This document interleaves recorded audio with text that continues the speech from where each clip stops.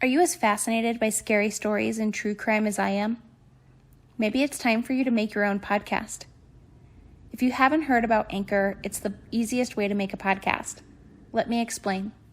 First off, it's free, which is awesome.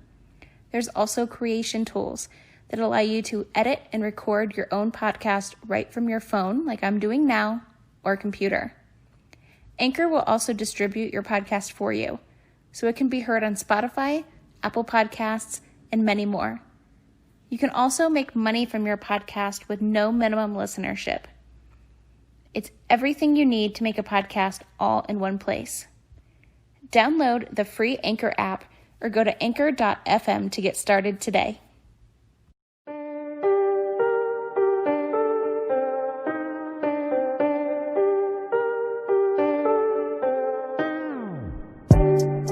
Hello, and welcome to Tales After Dark. This is a podcast that will be filled with scary stories and diving deep into the world's most treacherous cult crimes. Many of the paranormal and let's not meet scary stories heard here are from articles I have found on Reddit. Author information and usernames will always be included in the show notes below each episode.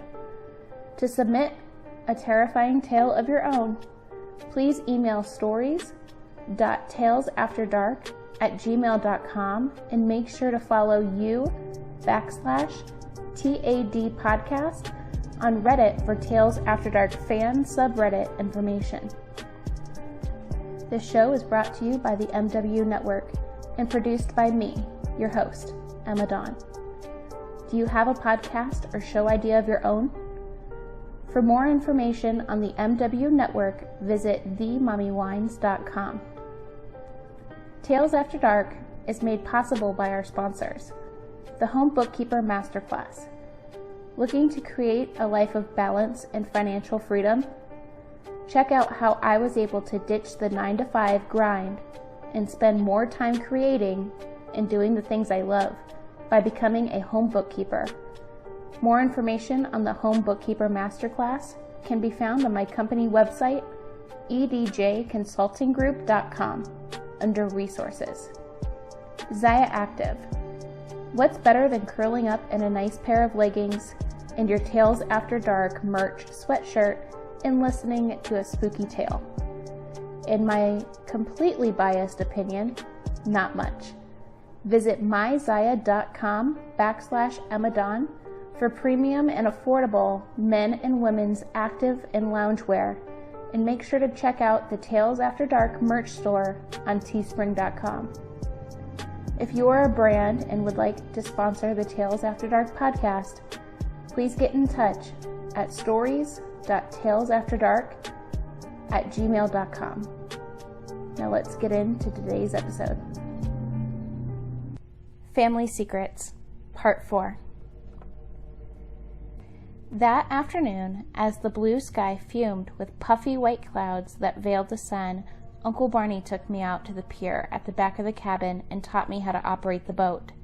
Just in case, he said. Exactly the same thing Dad had said to me. We didn't dare venture out into the lake for a practical lesson, for obvious reasons, so I had to make do with a theoretical knowledge of running the boat. Uncle Barney didn't seem to like that. He cursed under his breath and said he wished we had more time. I said I wish we didn't have to do this at all. Certainly not in preparation for a Dijon-induced emergency. After he was satisfied that he taught me everything he could under the circumstances, he let me leave and began doing some maintenance work on the boat. I entered the cabin through the sliding glass doors and found Dad sitting on a cane chair in the living room, right next to the window adjacent to the front door. A book was propped up on his lap, ignored, as he drew the curtains off to the side, just a bit, using the little gap to peer outside. "Looking for Mom?" I asked. He jumped, the book falling from his lap. "What?" he asked, his eyes large, like those of a child caught with his hand in a cookie jar. No, just checking the fence. Nothing else." "You shouldn't let the Dijon mess with your mind," I said. "That's what you told me, remember?" "I really wasn't," he trailed off. He could see I didn't believe him. and so didn't bother defending that weak lie. Mom is not coming back, Dad, no matter how much we might want it to happen. I didn't say that, of course. I didn't have to. The heavy sadness that filled his eyes was evidence enough of the fact that he understood that the wrath outside had just been a pale, malicious imitation of the real thing. But even a cold, false light can give hope to a man lost in the darkness. My phone had been blinking nonstop since the morning, with birthday wishes from my friends and those who pretended to be my friends. I didn't have the heart to reply to any of them. It all seemed so distant, like the girl getting the messages wasn't me, but some stranger on another planet. Scrolling through those messages, the perfunctory happy birthday smiley face emoji texts on a group chat that looked like they were simply copied from the ones preceding them made my heart feel heavy, sluggish. They were going about their lives without an inkling of what I was going through. I wish I could be like them, carefree, ignorant of the things that lurk in the shadows. I dozed off at Mom's Facebook profile. Last night's exhaustion and the sound of Uncle Barney clattering around in the boat gently lulling me to a short and restless sleep. I jolted awake, some forgotten nightmare hurling me back to consciousness. Blinking my dry eyes open, I checked my phone and saw that it had only been about 10 minutes since the last time I was alert enough to check the time. An unnerving silence had descended my surroundings. I frowned. That's odd. Had Uncle Barney already finished working on the boat? From what he told me, it would take at least a half an hour to get it done. Did something happen while I was napping? I jumped out of bed and ran to the window, overlooking the lake, breathing a sigh of relief when I spotted Uncle Barney. He was next to the boat, crouched on the wooden slats of the pier and staring down at the lake, his nose almost touching the clear surface which shimmered and rippled underneath his breath. What? Did he drop something in the water? I waited for him to move, to do something, to plunge his hand into the water, to begin grasping for whatever it is he was looking for. But nothing. He just stayed there, on his hands and knees, like a dazed gargoyle. Something was wrong. I could feel it. Uncle Barney? I croaked, fear robbing my voice of its usual strength. No response. I could hear the water gently sloshing against the wooden beams supporting the pier, but nothing else. Uncle Barney was motionless, as if he was frozen to that spot. I cleared my throat and prepared to call out his name once again. A loud splash cut me off as Uncle Barney was yanked towards the water by something invisible. His head sank into the depths of the lake, and that's when his body started to move again. He was fighting to break free from whatever was trying to drown him. His limbs shook and flailed as he desperately tried to pull himself out, but it was useless. Whatever was pulling him down was far too powerful, and instead of breaking free, he began to be dragged towards the bottom of the lake, his neck and his shoulders sinking into the water even as he slipped his fingers between the gap of the two wooden slats to try to stop his descent. It was when his feet went up in the air because of the gravity that I finally snapped out of it. It was when his feet went into the air because of gravity that I finally snapped out of the shock that I was in. "Dad!" I shouted, as I darted out of my room and began running down the stairs after quickly shooting a glance at my father's room and confirming that he wasn't in there.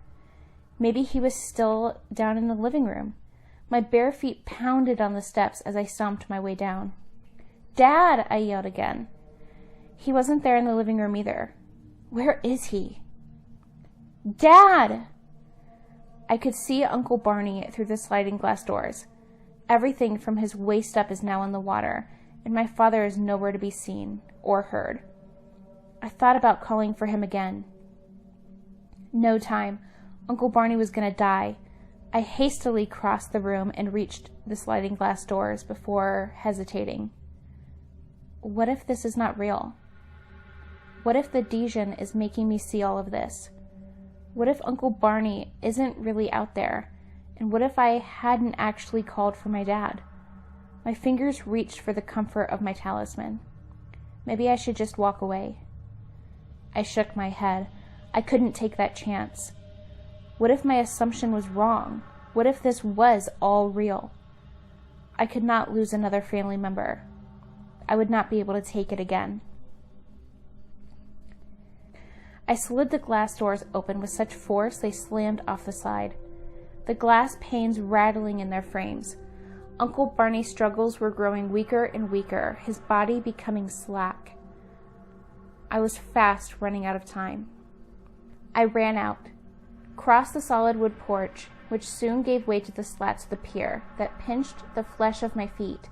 Uncle Barney's frantic splashing had made the entire area wet, and I had to be careful to make sure I didn't slip and go tumbling into the watery grave beside him. As I reached Uncle Barney's now lifeless body, I fell down to my knees and grabbed his legs, just as they began to be dragged into the water. The mere muscles in my spindly arms stretched to the point of snapping as I tried to pull him up. He was so heavy it felt like a ship's anchor had been tied around his neck. My face burned with the strain of exhaustion as I tried to pull him back up. I could feel my butt sliding across the slats. Too heavy, too damn heavy. I wasn't strong enough, and my hands were slipping on his soaked jeans.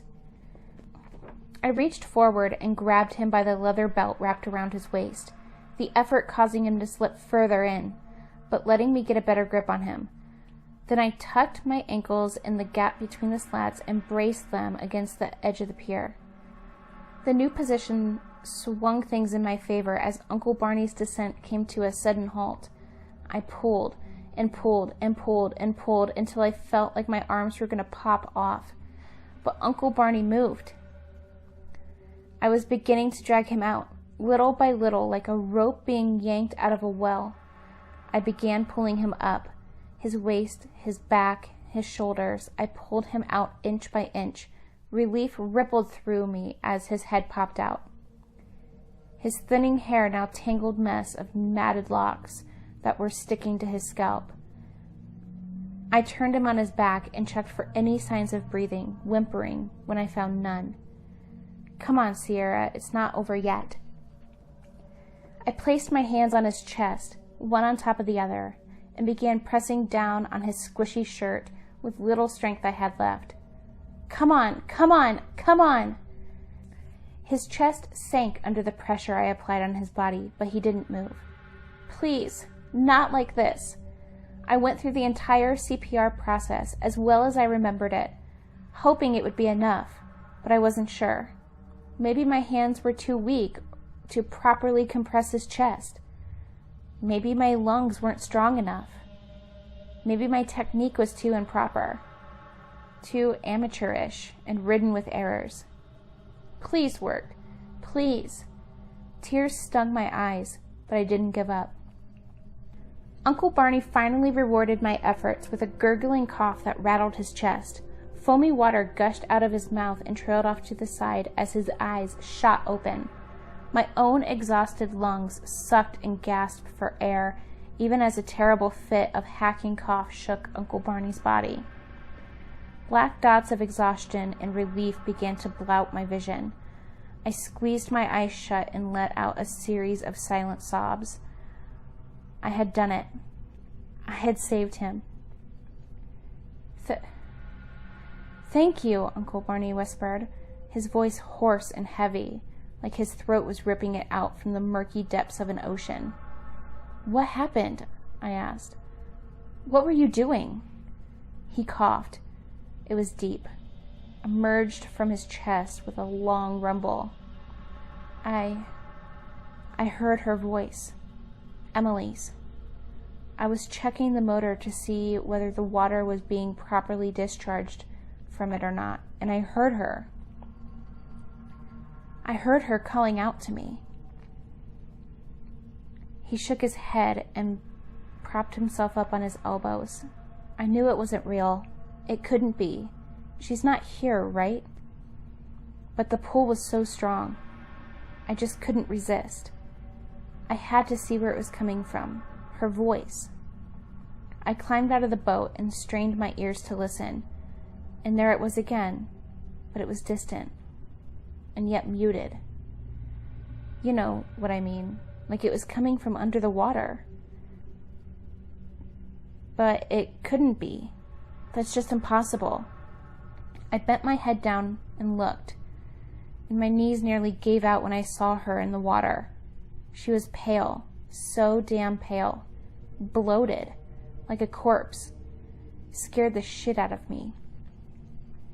He wiped water from his brow with trembling hands. She was smiling at me, a cold, vicious little grin stretched across her cracked, blood-red lips. She spread her arms out, as if she was beckoning me to join her in the water. I found myself moving towards her, even though I didn't want to. It was like I wasn't in control of my own body anymore. As my face neared the water, her hands shot out, wrapped around my neck, and began pulling me under. My face splashed through the water, and that's when I realized what was happening. I tried to fight, but she was so strong. It was like her arms were made out of iron. He took a deep breath. You saved me, Sierra. I would have died if it wasn't for you. Thank you. I hugged him, drenched clothes and all. I am supposed to be the one protecting you, little tigress, he said. Not the other way around. It's okay. Sierra! My heart skipped a beat as Dad's panicked yell rang from somewhere inside the cabin. Freddie? Uncle Barney said. Where is he? Sierra! I don't know, I replied. I tried to find him as I was coming to help you, but he wasn't there anywhere in the cabin. Loud footsteps boomed like gunshots on the stairs inside the cabin. I scrambled for the house as Uncle Barney staggered to his feet. Go tell him you're fine, he yelled, before he does anything stupid. I burst into the cabin, anxiety turning my brain to mush. My eyes rocketed towards the front door as Dad threw it open and dashed out. Dad! I screamed. But he paid my voice no mind. I ran after him, sneaking around the furniture and bolting out the door. Dad was already jumping over the fence, trying to make his way into the woods. Sierra! He screamed. Come back! As I exited the cabin, I saw why Dad was in such a hurry. He was chasing after me. Or the Dijon's mirage that looked exactly like me, who had now entered the forest. Dad thought it was me. That the Dijon had somehow fooled me into leaving the house. My heart sank in my chest. The Dijon was going to kill him. Bastard! No. I wasn't going to let this happen. I wasn't going to let him take anyone else from me. I had saved Uncle Barney, and now I was going to save my father. My hands wrapped around the barbed wire. I pulled it apart to create just enough space for me to slip out. That's the end of part 4.